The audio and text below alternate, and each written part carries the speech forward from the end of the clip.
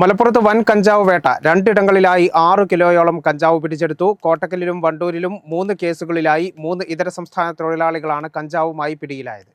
The complete family wedding, Lumika Wedding, Calicut Road, Chammad. Opening soon. Fancy and footwear.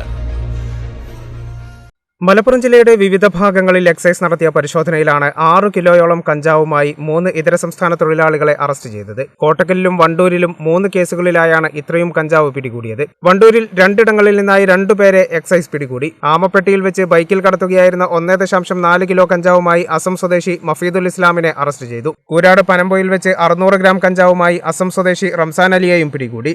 Kottakkal ഒതുക്കുങ്ങലിൽ നിന്ന് 3.5 kilo കഞ്ചാവാണ് പിടികൂടിയത്. West Bengal Bardhaman ജില്ലയിലെ താഹിർ അലി ഷേഖിനെയാണ് പിടികൂടിയത്. Nilambur excise circle inspector PK Muhammad ഷഫീഖാണ് വണ്ടൂരിൽ നിന്ന് പ്രതികളെ അറസ്റ്റ് ചെയ്തത്. എക്സൈസ് ഇന്റലിജൻസ് വിഭാഗം inspector T Shijumon, assistant excise inspector Sreekumar, Savad, preventive officer KS Arunkumar എന്നിവരടങ്ങിയ സംഘമാണ് പ്രതികളെ പിടികൂടിയത്. കോട്ടക്കലിൽ എക്സൈസ് സർക്കിൾ ഇൻസ്പെക്ടർ N നൌഫലിന്റെ നേതൃത്വത്തിലായിരുന്നു പരിശോധന. Assistant excise inspector Prakash Puzhakkal, civil excise ഓഫീസർമാരായ സുരേഷ് ബാബു, വിനീത്, അഖിൽദാസ്, സച്ചിൻ ദാസ് എന്നിവരും സംഘത്തിലുണ്ടായിരുന്നു. കേരള വിഷൻ, മലപ്പുറം.